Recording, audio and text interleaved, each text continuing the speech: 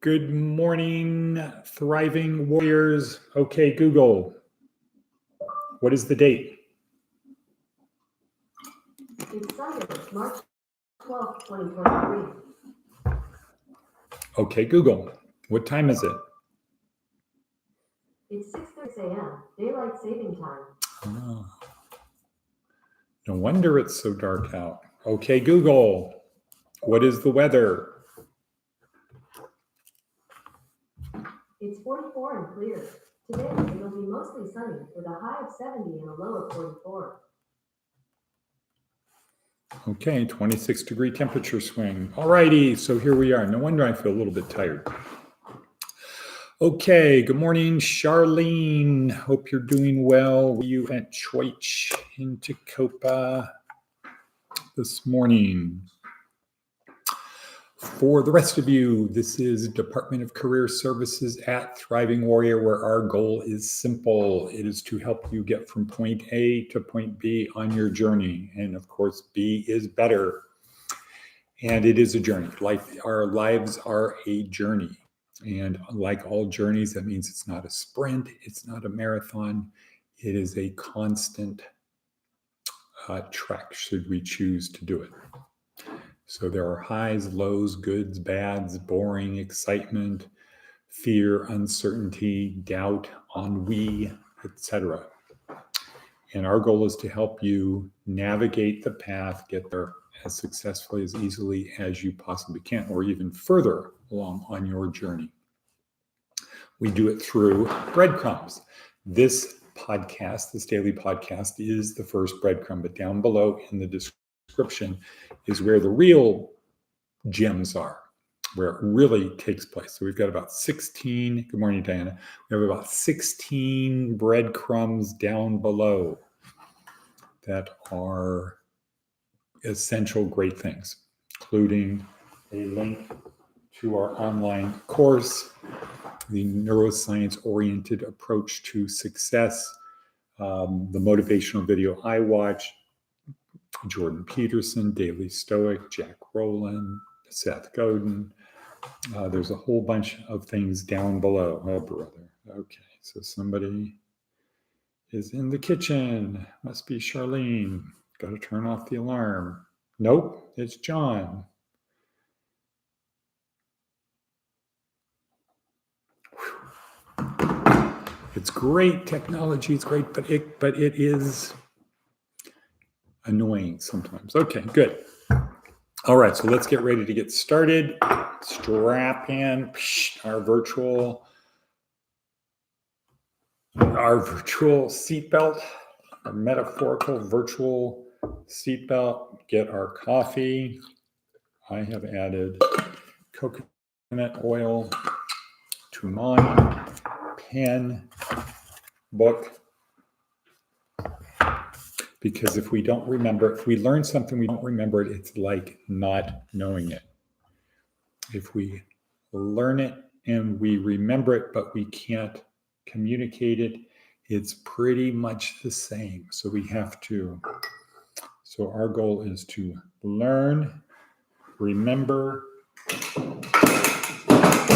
and communicate. 3 things. One leg of our table. All righty then. Okay. Theme of today from the motivational video down below, be magnetized.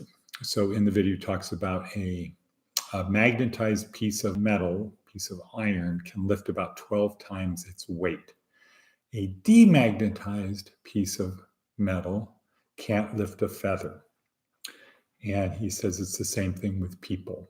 People that are magnetized attract others towards them. People who are not magnetized do not. Be magnetized. Think about that. Next, I'm so happy and grateful now that what? Now that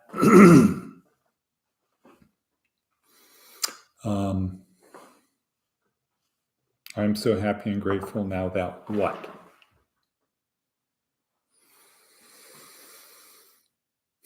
It's a new day. It's a day of opportunity. get to talk to our partners. We had a very good day yesterday, meeting about making substantial investments to turn this property into something beautiful.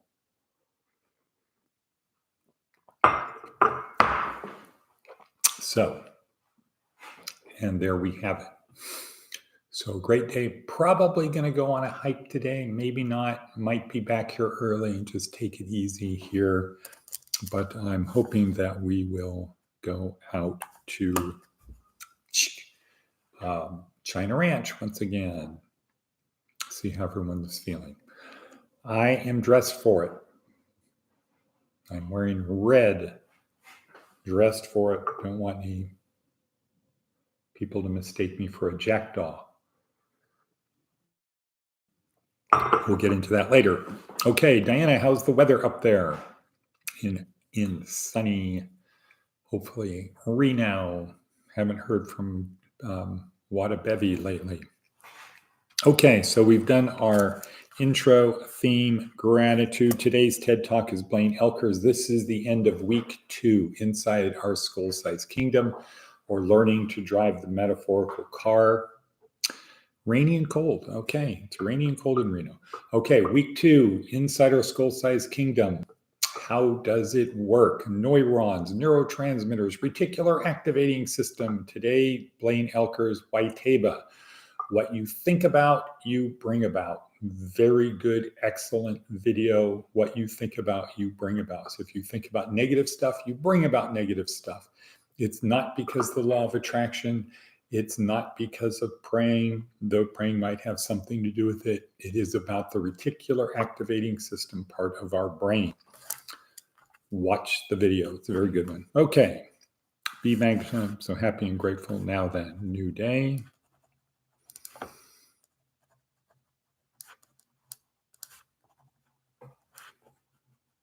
Okay. Meme from today's video, another one, that the soul, what is the soul? Okay, what is our mind? Well, our mind is an aggregation of things within our brain. Let's just leave it at that. What is the soul? In today's motivational video, this speaker says the soul is a combination of 3 things: your mind, your will, and your emotions. That's the soul. Feelings are in the soul. Thinking is in the soul. The mind plus will plus emotions. That is what the soul is. You need to direct the soul. Godin, Seth Godin. What does Seth have to? What can we learn from Seth today? What important wisdom? Allocating scarcity. If we're lucky, we invent something that's going to be in high demand. Reservations at a hot restaurant, limited edition trading cards, concert tickets. Okay. Something high in demand. Reservations at a high restaurant, limited edition trading cards, concert tickets, etc. Those are things in high demand. How to decide who gets them? One attractive option is first come, first serve. It feels fair after all. The theory is that people who really want what you have will spend time, waste time, in line to show their commitment. But of course, this is a tax, and an uneven one at that, since some people value their time more than others.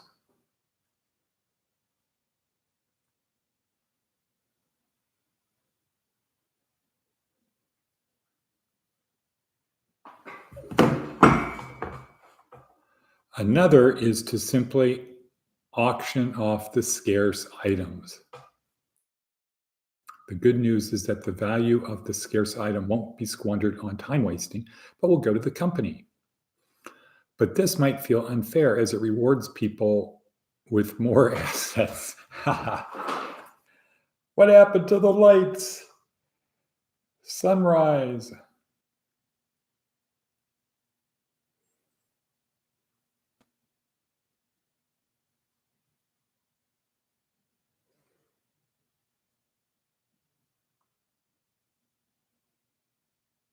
There we go. We're back, everybody.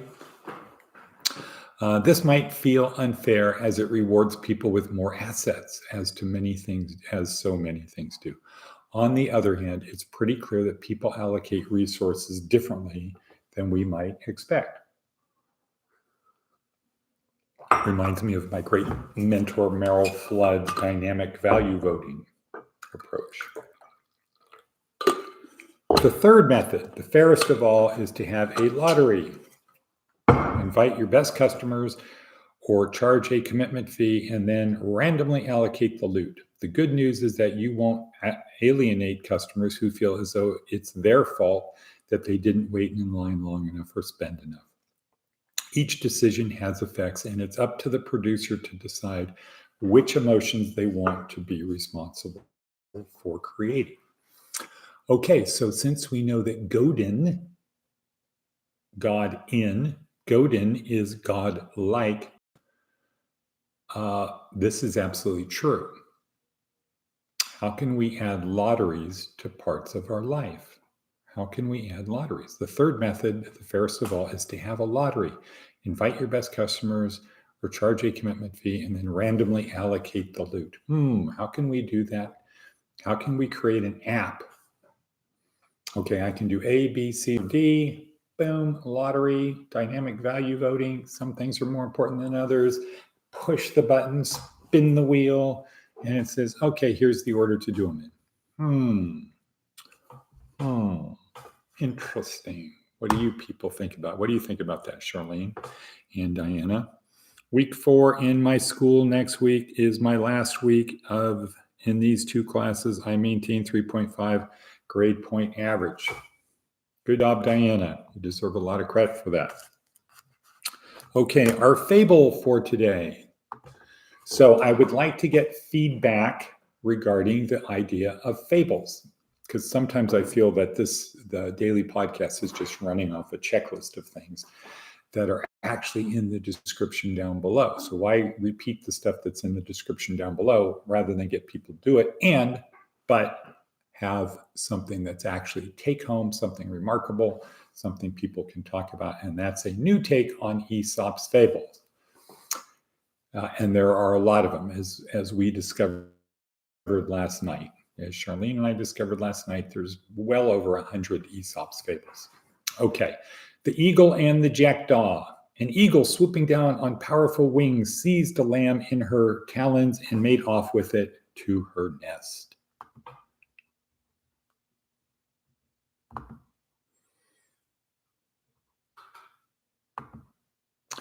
A jackdaw saw the deed, and his silly head was filled with the idea that he was big and strong enough to do as the eagle had done.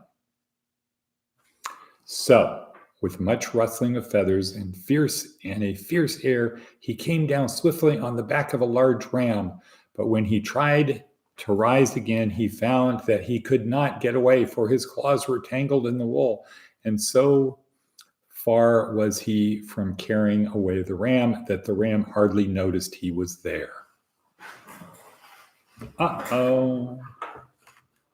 I say uh-oh for the jackdaw. So I don't know, jackdaws, whatever, some kind of bird that probably nobody knows what it is, but thought it was an eagle. So I'd copy the eagle. Hey, I'll copy the eagle. I'll just do what it does. Swoop down, grab this thing. Oops, my talons are stuck in its thing, but I'm really so small that it doesn't even notice I'm there. The shepherd saw the fluttering jackdaw and at once guessed what had happened. Running up, he caught the bird, clipped its wings. That evening, he gave the jackdaw to his children. What a funny bird this is, they said, laughing. What do you call it, father? That is a jackdaw, my children. But if you should ask him, he would say he's an eagle. And the moral of that story is, do not let your vanity make you overestimate your powers.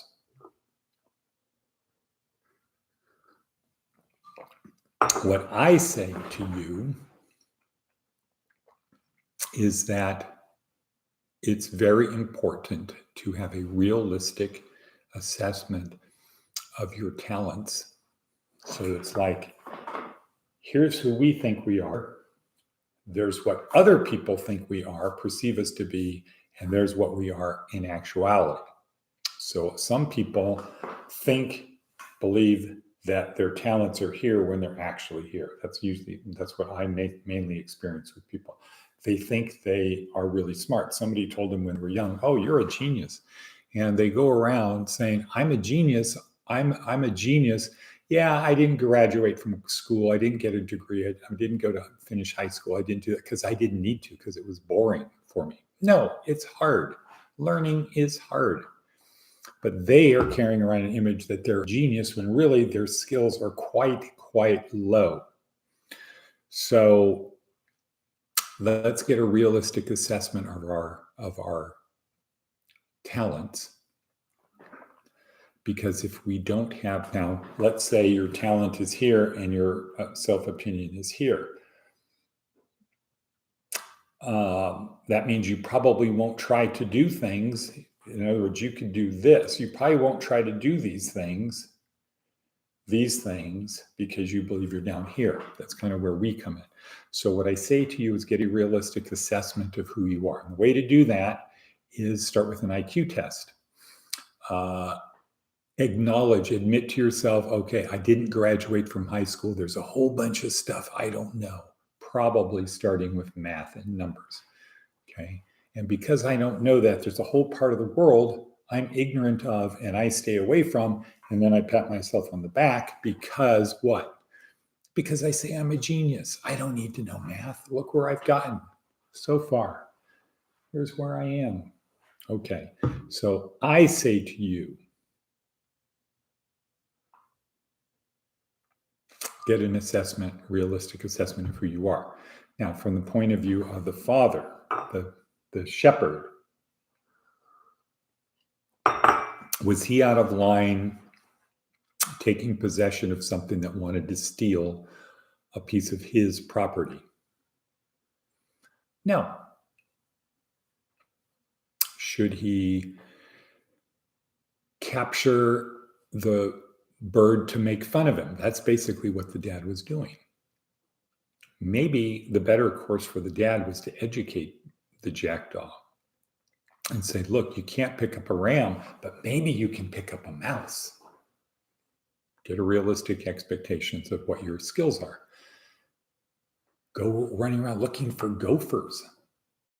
You can be my number one gopher catcher. Don't go for the ram, go for the gopher. Just sit up here in the tree. I'll make sure you have a nice, comfortable nest to go to. I'm not going to feed you because we want you to be hungry. So you go after the gopher and then just wait for the gophers and then pounce. Boom, you got him. And then you're going to be the number one miniature eagle out there. All right. So back to where we were at 1753.